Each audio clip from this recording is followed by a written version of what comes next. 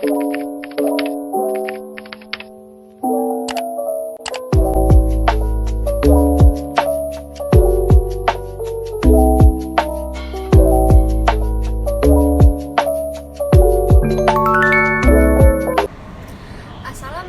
warahmatullahi wabarakatuh. Dalam video kali ini saya akan membahas tentang mengelola tanggung jawab sosial dan etika dalam bisnis PT Unilever. Sebelum masuk ke pembahasan, saya akan menjelaskan apa itu tanggung jawab sosial dan etika dalam bisnis. Sebuah perusahaan harus memperhatikan etika bisnis dan tanggung jawab sosialnya.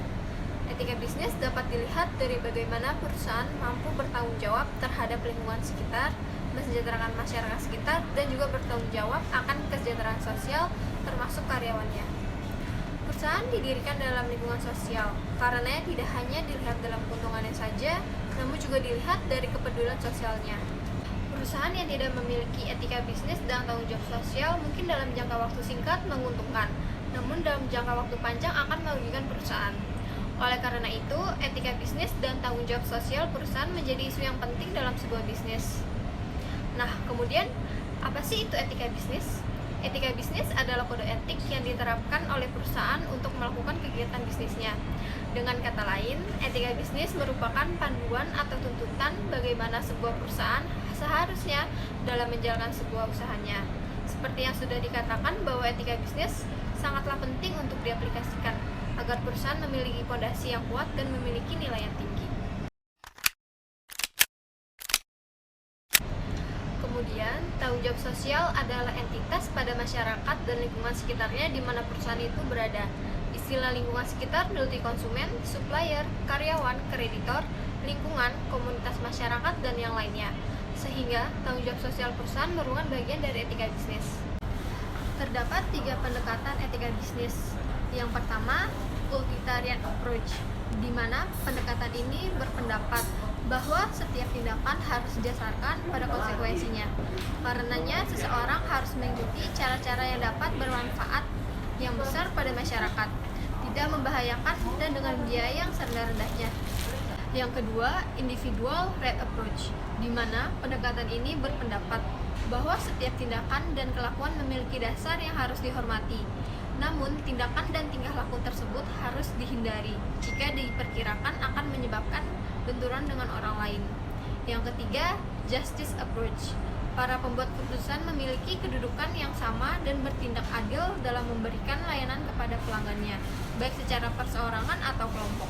Kemudian, apa saja sih tanggung jawab sosial perusahaan?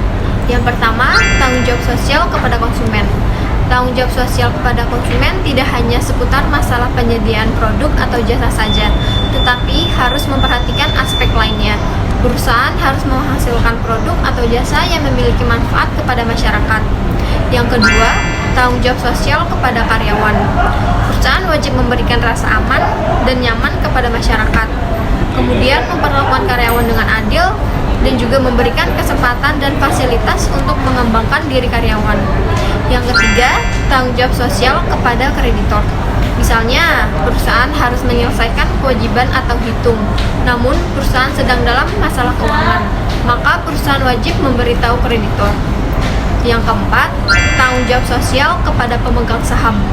Perusahaan juga bertanggung jawab kepada pemegang saham, sehingga dalam operasionalnya perusahaan juga harus memastikan keputusan yang diambil untuk kepentingan pemegang saham. Yang kelima, tanggung jawab sosial kepada lingkungan. Tanggung jawab ini berkaitan dengan lingkungan, misalnya dengan tidak membuang limbah sembarangan, mencegah polusi di sekitar tempat usaha, mencegah penggunaan bahan berbahaya.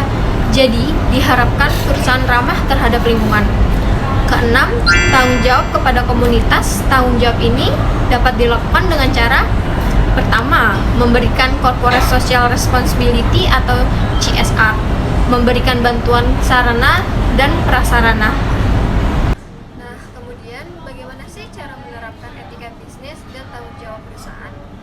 Penerapan etika bisnis dan tanggung jawab sosial perusahaan yang dilakukan dengan sungguh-sungguh akan memudahkan perusahaan dalam menjalankan visi-visinya.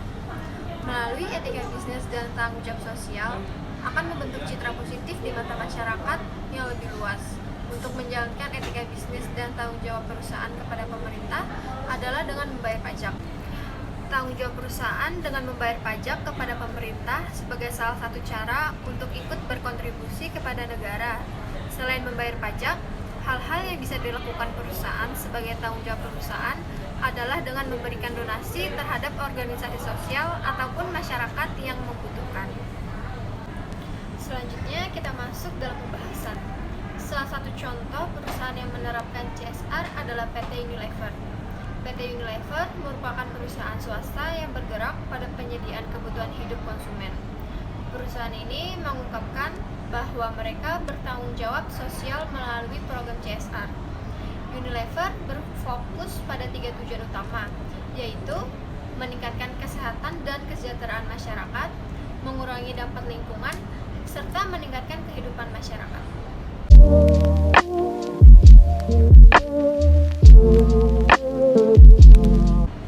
Terkait dengan pilar peningkatan taraf hidup, Unilever juga telah menjalankan 2 program.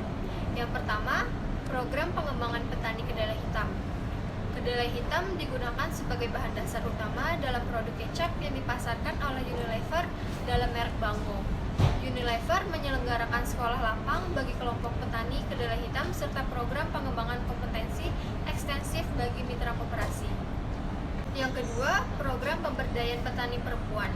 Serangkaian pendidikan dan pelatihan diberikan untuk membantu wanita dalam mengutarakan aspirasi dan kewirausahaan, memberdayakan mereka dengan beragam keterampilan untuk memberikan mereka kesempatan untuk menunjukkan eksistensi mereka di luar peran sehari-hari demi memperoleh pendapatan tambahan bagi keluarga.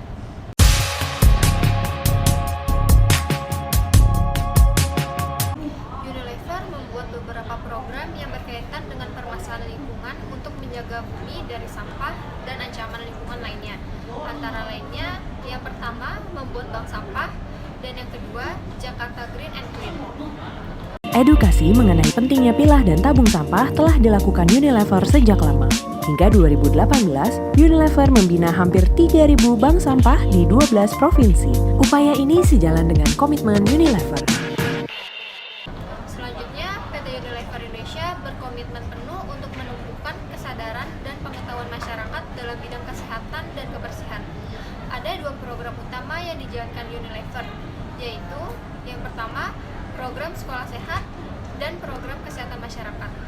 Dari program-program CSR di 3 pilar tersebut, dapat dilihat bahwa Yayasan Unilever telah menunjukkan komitmen dan kontribusi yang besar dengan menjalankan kegiatan berkelanjutan yang berfokus dalam mendukung peningkatan kualitas kesehatan dan kebersihan masyarakat.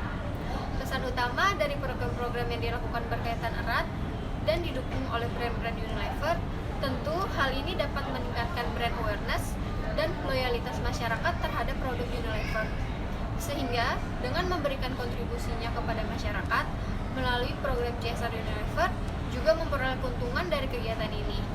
Dengan demikian, aspek tanggung jawab dengan sosial dan keuntungan berjalan secara seimbang dalam kegiatan CSR perusahaan. Nah, kesimpulannya adalah program CSR yang berkelanjutan diharapkan dapat membantu menciptakan kehidupan masyarakat yang lebih sejahtera dan mandiri.